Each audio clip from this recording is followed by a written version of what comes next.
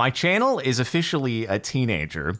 If it were a person, it would be in 8th grade, soon to enter high school. And I was in high school when I started making YouTube videos. So that's something to think about. And as much as I wish I didn't, I have thought about it a lot. And not just from the perspective of, oh, look at me, I'm very old. But more so, it's only over the last year that it's started to truly sink in that for a lot of us here, like, we have genuinely grown up together. You could have been 13 years old when you started watching my videos, and now you're 26.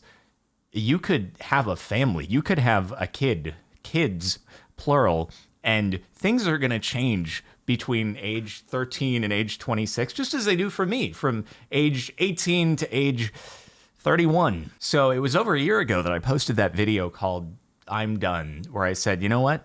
YouTube algorithm be damned. I'm going to post Minecraft series on this channel because it's one I've always done. And in that past year plus since, I've really come to the realization that it's not just an evolving, ever-changing YouTube algorithm that I'm fighting against. It's really, it's an evolving you. And so when I posted that video, there was so much positivity and support in the comments, and so many people were watching it, that I think in the moment, I may have mistook that for endorsement of, hey, yeah, I'm here, and I'm also going to watch those Minecraft series that you're going to be posting now. When I think in reality, what it was is just over the years, we've put together a group here that's just very nice and happy to be encouraging when I come to a decision, because it's like, heck yeah, if you want to post Minecraft series on your channel because you did it in the past, like, heck yeah, you should do that. But not necessarily because it's something that you are going to end up watching yourself. And it's not, you know, malicious, right? It's not, oh yeah, I'm going to leave a comment telling him this is a great idea and then proceed to not actually watch it. It's just people being nice and encouraging, even if what their interests have changed. And what's actually really driven me to this realization is there's this feature in YouTube Analytics that tells you other YouTube channels that you share a lot of your audience with. And the entire first page of that for me is people who don't do Minecraft. It's channels that are more akin to the kind of content that would relate to these sorts of vlogs. And so while obviously some folks are watching the Minecraft content on this channel, it's actually followed a really similar evolution of my own watching on YouTube. That when I was 18 and when I started making YouTube videos, I was making the same kind of content that I was also watching myself. And nowadays, the content on YouTube that I find myself watching the most is videos that I can queue up in the background, and I can listen to the audio while I'm like working out or while I'm doing some prep for a series on Minecraft or something like that. And that's what these videos are. These videos are something that you can listen to in the background while you might be doing another task. And as it turns out, these are the videos that more people are interested in watching on this channel at this point. It's the same thing that I am watching myself. And so it's taken me over 13 years to really internalize what's actually just a very simple formula, which is that the best content I can possibly post on this channel is the kind of content that I would be interested in myself. And look, don't get me wrong, if the Minecraft series were just blowing it out of the water on every single episode, I'd keep it status quo, no problem. But at this point, I actually do enjoy doing that sort of content in a live stream format. And it just so happens we're almost at the point now where those series will perform better when uploaded to CaptainSparklez too. Sometimes in absolute viewership numbers, but almost always when you factor in the costs that I have to put into editing to bring a series onto this channel. And going back to that formula, I think there are a couple reasons why it is the way that it is. On one hand, if you're making the kind of content that you also are interested in watching as a viewer, then you're likely to know what you want to see in that content and you can make it better. And then on the other hand, maybe it's a unique situation for us, but it does seem like, as I was saying, our interests in the content we watch has sort of evolved in a similar way over the years. And just to be completely clear, this is not me saying, oh, I'm not going to make Minecraft videos anymore. It's more so that I just want to be selective about ideas and try to find kind of a way to put together a video that I would be more interested in watching myself, rather than saying, oh, I haven't uploaded in a couple days, I better put something together really quickly, like the next episode in a series, you know? But at the same time, it does come along with wanting to do more of those informational current event kind of videos. Because like I said, that is the kind of content that I find myself watching, or I should say listening to, more these days.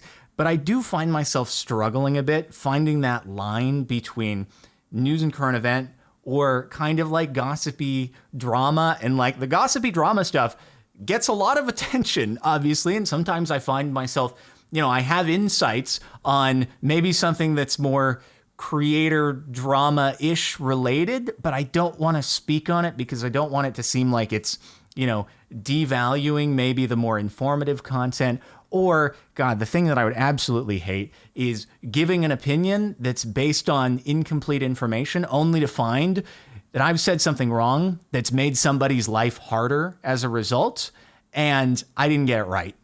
And that scares me, and that's why I've always tended to stay more on just, you know, like the YouTube lawsuits and things like that, because even if something, a new piece of information comes out, I haven't like hurt someone directly, and I could correct it later on without it being too much of a problem. Whereas like, if I've said something and I've said, oh, so-and-so did something bad, and that causes people to think ill of them and I was wrong, that would hurt me. Another reason to sort of stay arm's length away from covering drama is in the past month or two, I've kind of been trying to lay out a plan or foundation for starting a business that I hope could potentially down the road turn into something that outlives me. Obviously, that's a very lofty ambition, but I've learned a lot in the last 13 plus years of doing this, and I do think that those lessons are something that I can apply pretty well to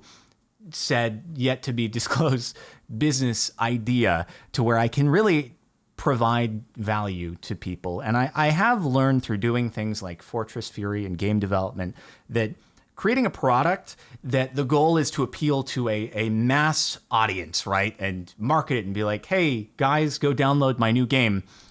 It's a very difficult thing that I don't know if I'm very good at doing something like that. What I want to do is something that is a lot more scaled down, but providing high amounts of value to individuals, and maintaining more of that one-to-one personal relationship rather than trying to create something with mass appeal. And that's something that I think I am much better at.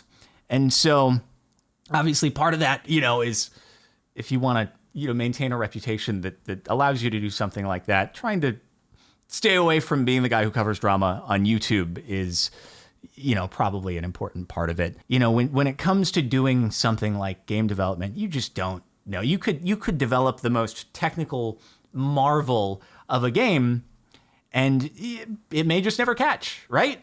People might just not be interested and you're like, God, I thought we did everything right. At least in the case of what I'm attempting to do, it's something where I very much have the control over whether or not it can be successful based on how well I put it together. Though I should say there are a couple projects that I'm a part of that you'll hear about in the next few months that are more along the Fortress Fury lines of, hey, you guys, here's a thing that I'm working on that you should check out if you're interested.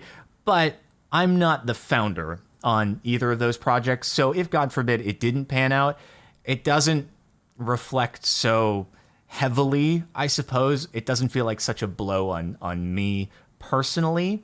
Whereas when it comes to something that I'm starting myself, that's why I'm taking this other kind of smaller approach. I just feel like it's a good time to try something new, something that I haven't really ever done before. And I don't know, the idea of starting a new project that is very much within my control is something that I haven't felt in a very long time.